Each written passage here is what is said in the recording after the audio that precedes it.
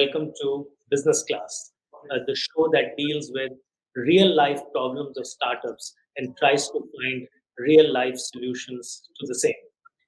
Today on our show, we have Saurabh Aggarwal, who is the very charismatic founder of Fitso. Fitso is a very unique startup that is focusing on aggregating fitness and sports facilities across the country. And Saurabh has a fantastic bio. In fact, when I read his bio, I was taken aback. He's been a three-time Ironman, attempted to climb Mount Everest and whatnot. So I'd love to welcome you to the show, Saurabh.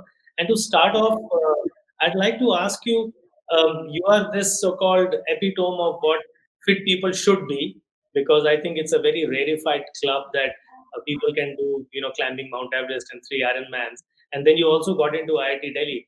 When I was growing up, there was this thing about, either you choose to be studious or you choose to be into sports. And how did you manage to become this personality that you managed to do both so amazingly? Right. I think I will give due respect to IIT Delhi, my alma mater, because I got that exposure of sports and especially adventure sports when I went to hostel, and my seniors gave me that chance to explore it. So I didn't know anything about sports, and I didn't had that kind of an exposure while my childhood. So yes, I think hostel I give you a lot more than what people generally expect from it. You have to really be a bookworm to get into Right. IIT. Agreed. After that, Yeah. After that, you got the Pandora box of the opportunities open up for you. okay, that's very interesting. So, sort of this idea of sports as a business rather than sports as a hobby or a personal challenge. How did that come across, and what exactly is Fitso doing, and what makes it so unique? Right. So I think it was a very simple problem which we realized that in our country, India, there are so many adults who are there who want to love to play sports, right? And probably there are so many who were not able to learn sport or not able to play that much during their childhood, but they have serious intention to play sport as an adult, to maybe to keep fit, to lose weight, or to socialize, to get some healthy activity, healthy habit in their life, right? So that is the kind of a behavior and demand was there in the market. But what we realized is that the supply was completely broken, right? And in supply, I would say there are majorly two major things which constitute of supply. One is your infrastructure. So say if you want to go for swimming or you want to play badminton or tennis, you need an infrastructure where you can do that. And second is the coaching piece of it. So like getting the coaches who can understand the mindset of an adult, right? So most of the people in India, what I realized during my Ironman journey also, that people only focus on kids. They thought that their thinking process is that only kids want to play sport and they are going to learn. But now the things have changed, right? Adults are so much willing to learn sport and they are so much willing to put their efforts into it. So with that understanding, we saw that the like demand is there, but supply is completely broken.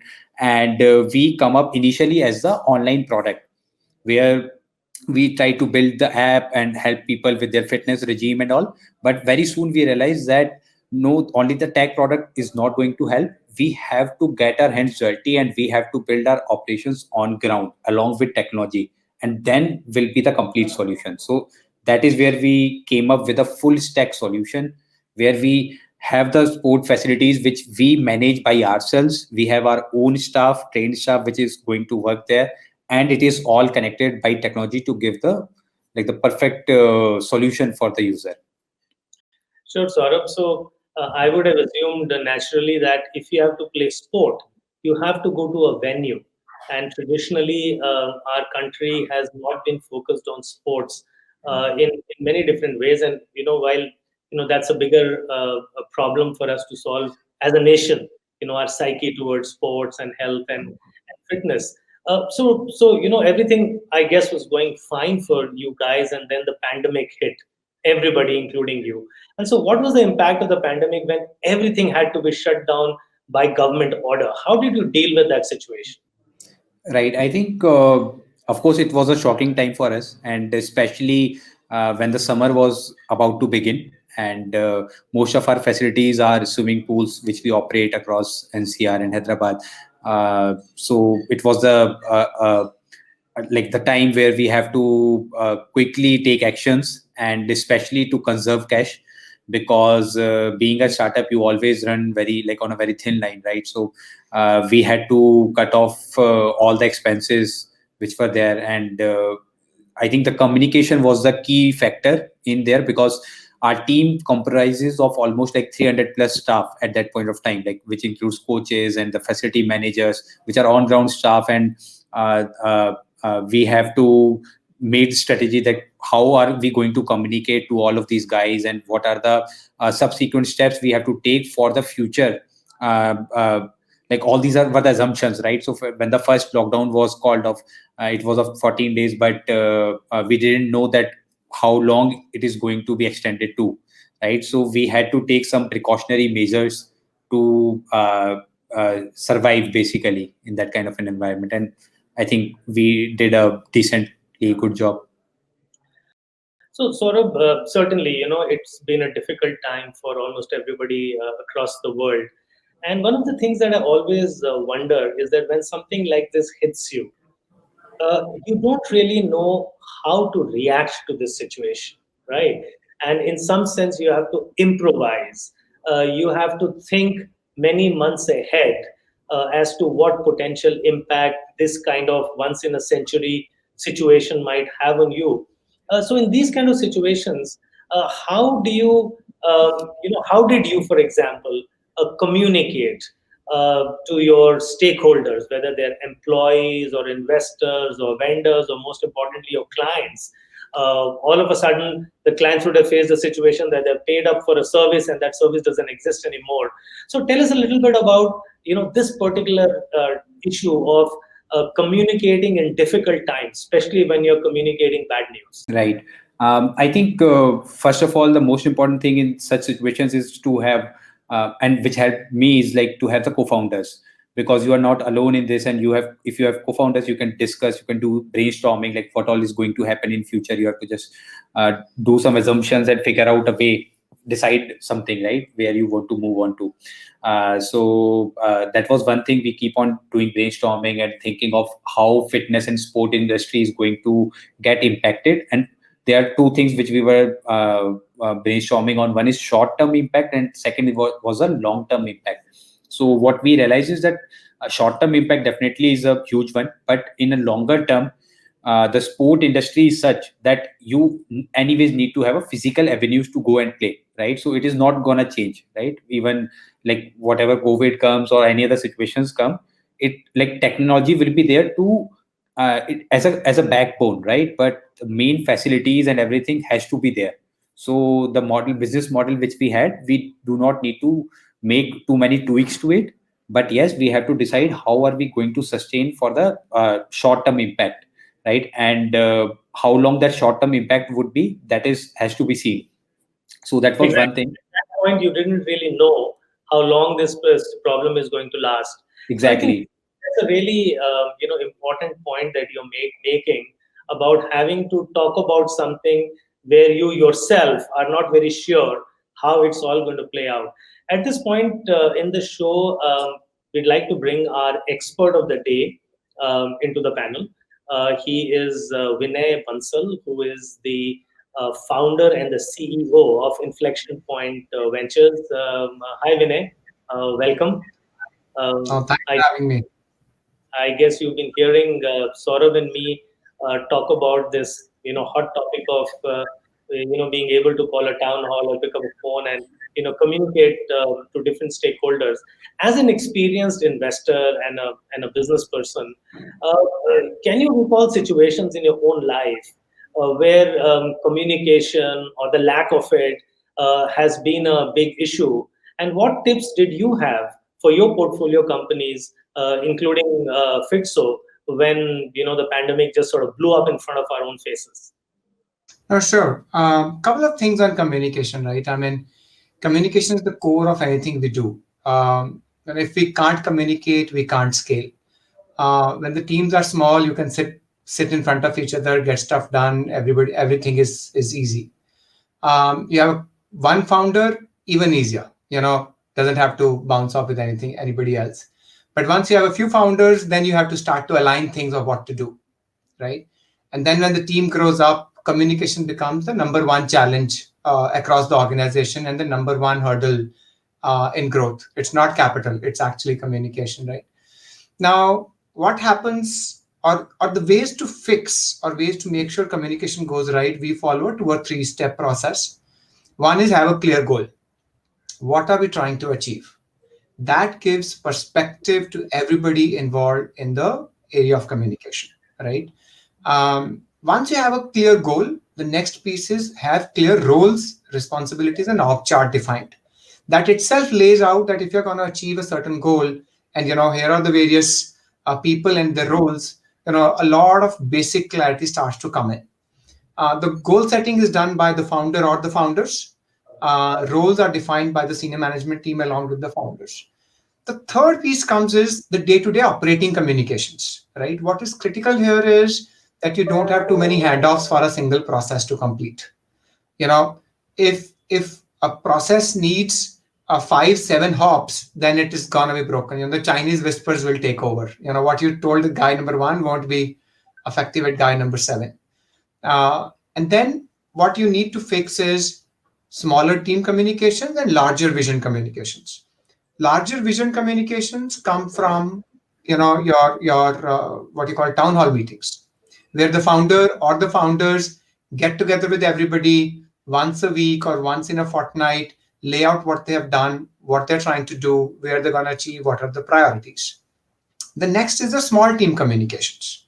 Right here, you need to be able to connect to very critical people one on one. There are some messages you can't give in public, right? So critical thing is to have for your critical people one-on-one meeting every week, at least 30 minutes to an hour for your top 8 people that work for you.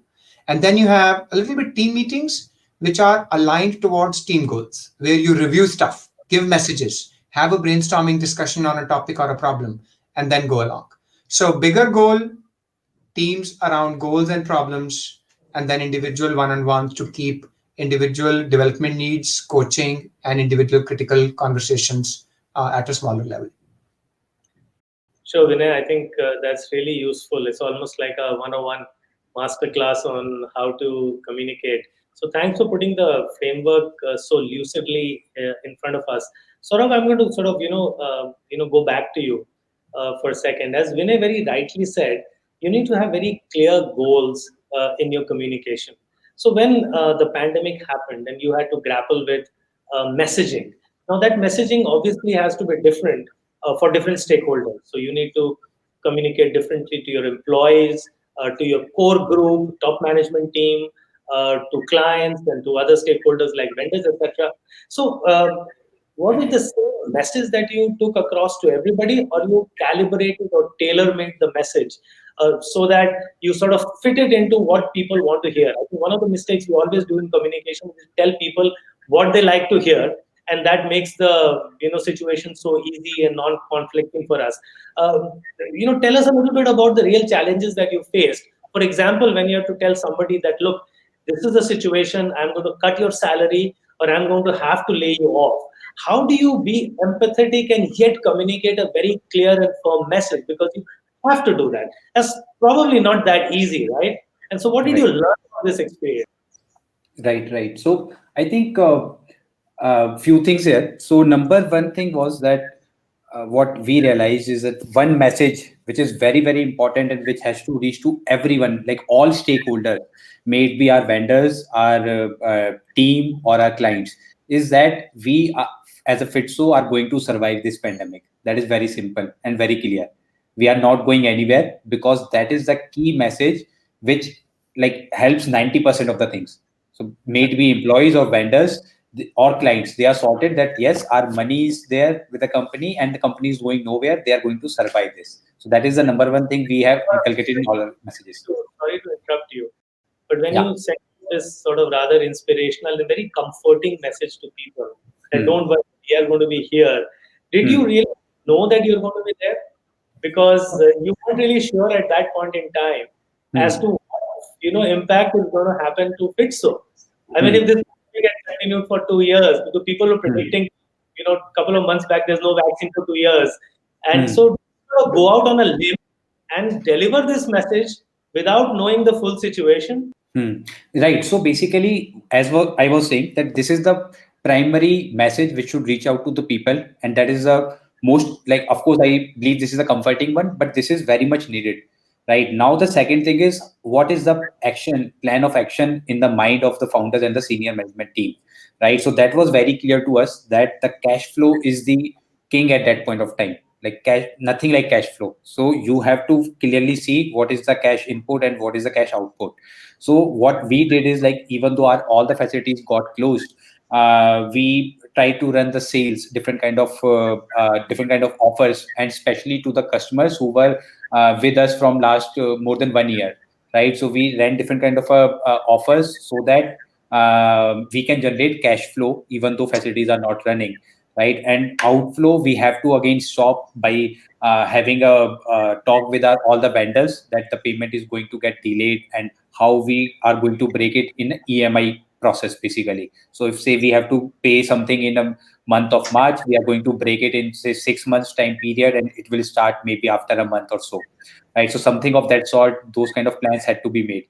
Again, in the teams, we had to take call that most of the senior management team and the founders, they have to cut off their salary, especially because in our case we brought founders at zero salary and senior management to a very low amount, and that way we were able to support the larger team.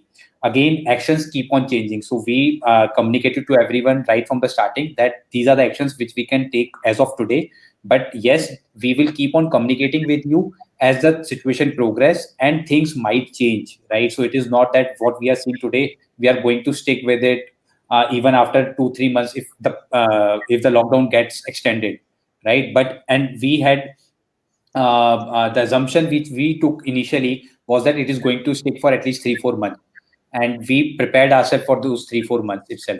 And what we made people realize that if it gets over before 3 4 months, it's good for us, right? So we have to be prepared for the worst.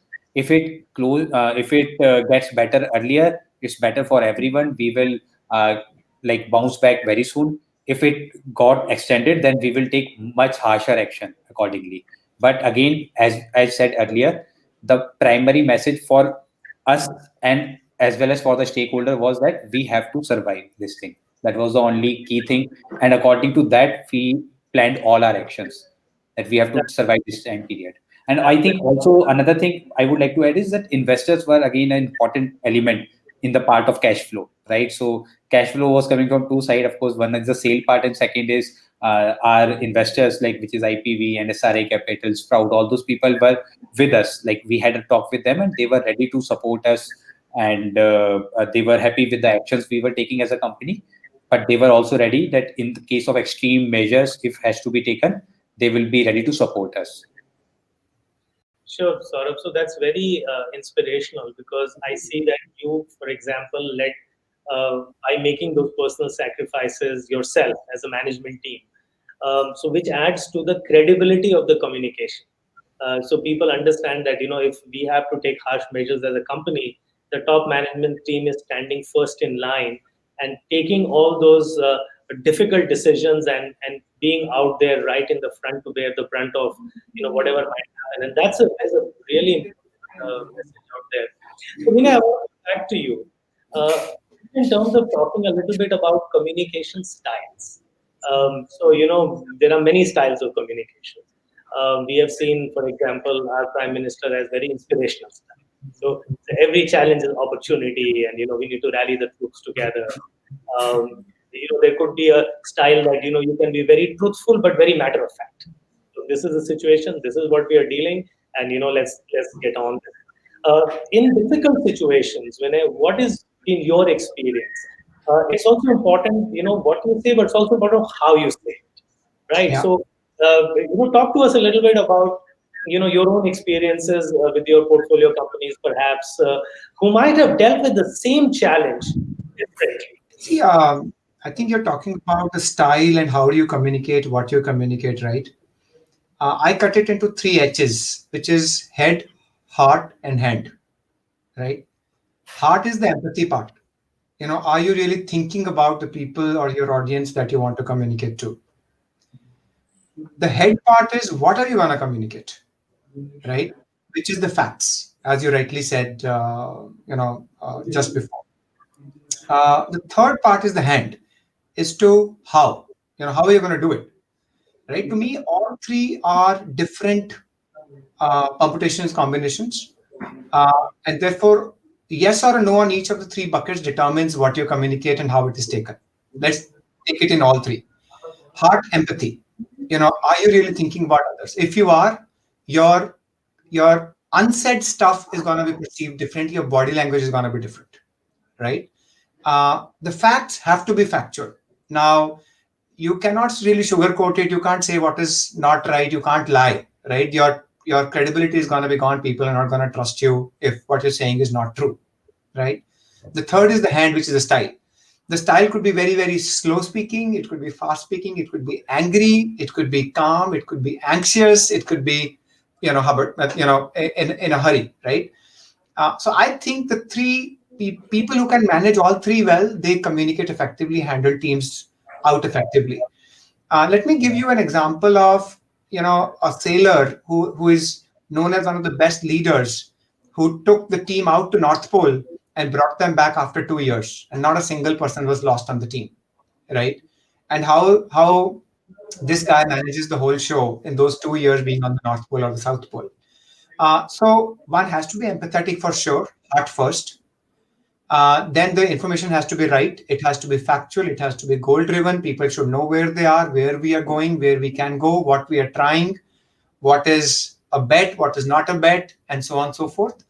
And the third is that people should say it clearly. People should say it calmly.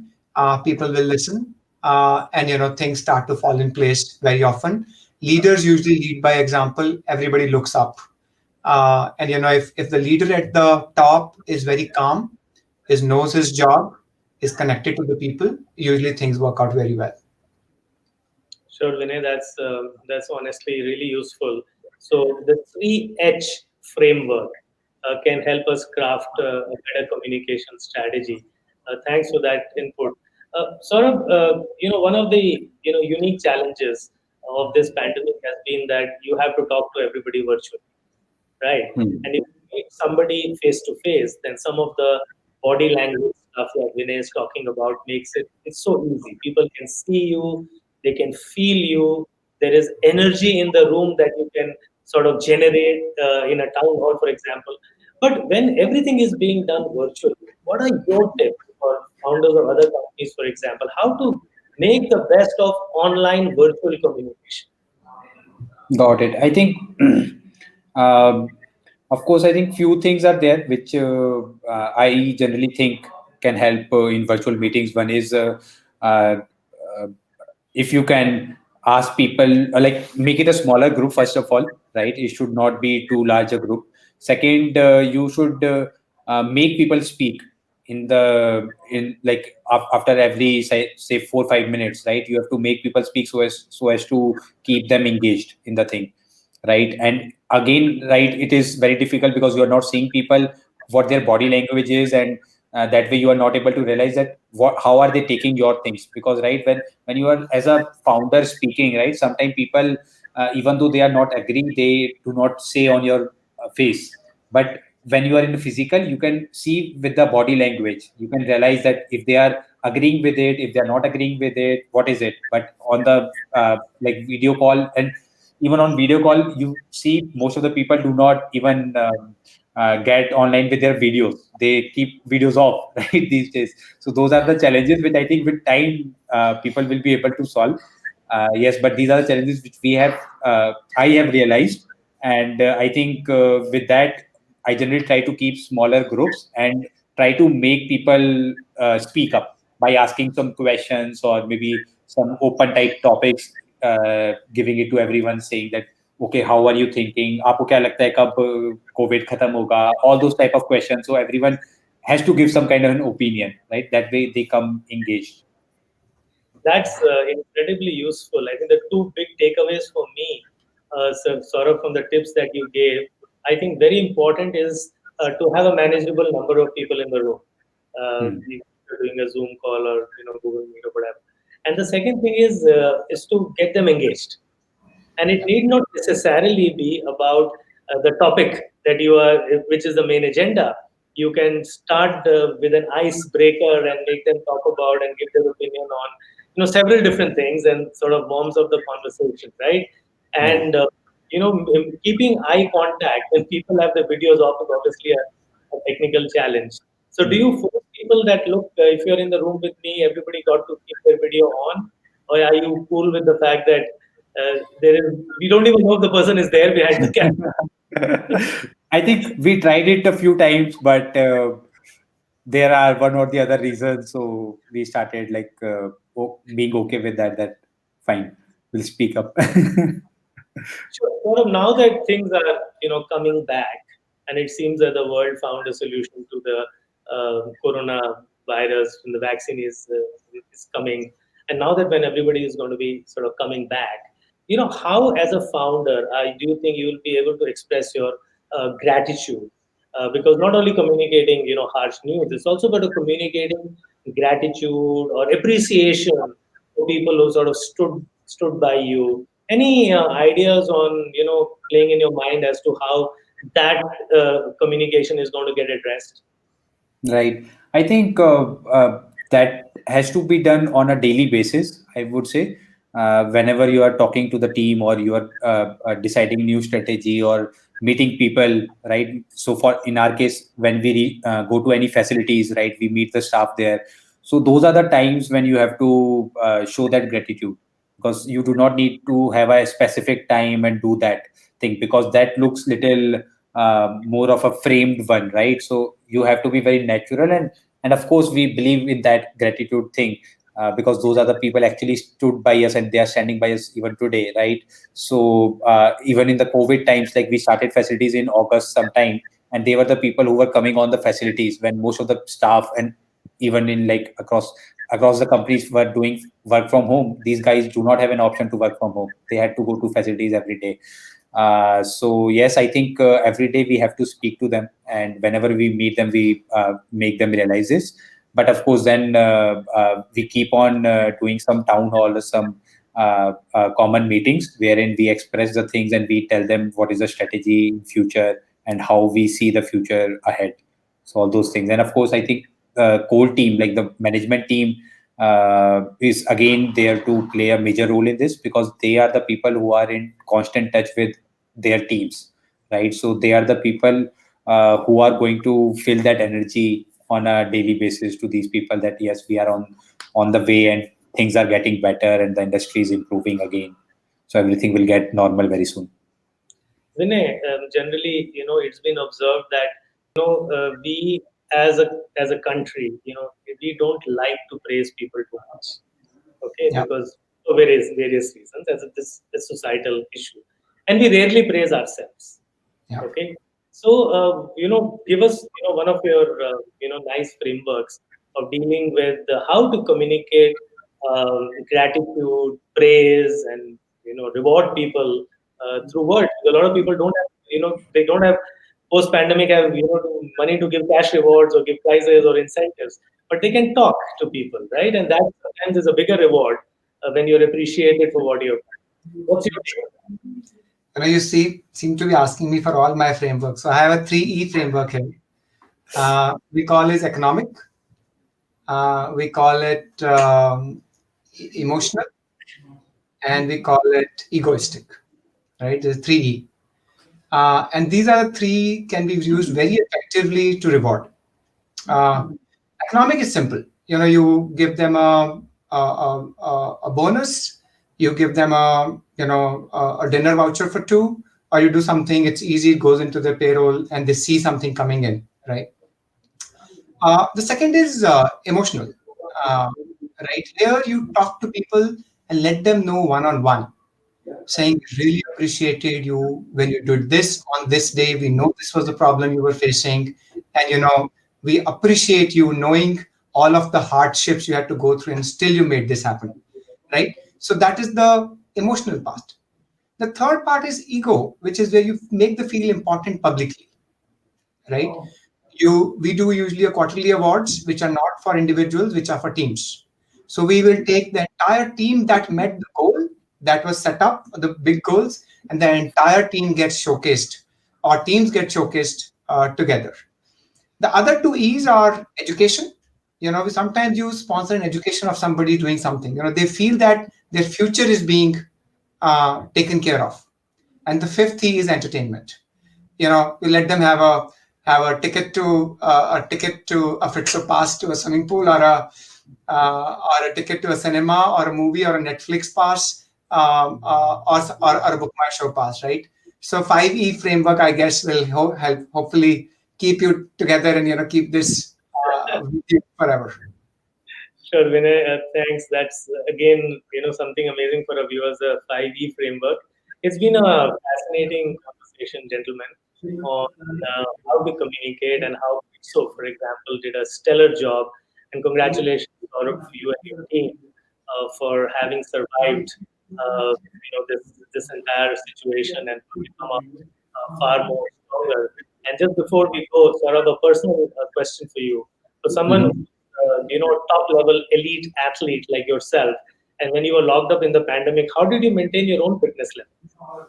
Okay, so I think, of course, there were a lot of workouts which can be done at home, and we were talking before the session started that yoga is one of the best thing which can be done, and which everyone, like, of all ages, people should adopt it in their life. That is one thing I was doing, and my wife was a yoga trainer, so she was there to help me. Second, I had a cycle trainer which I had at home, so I used to do indoor cycling. So those were the two main things I was focusing on.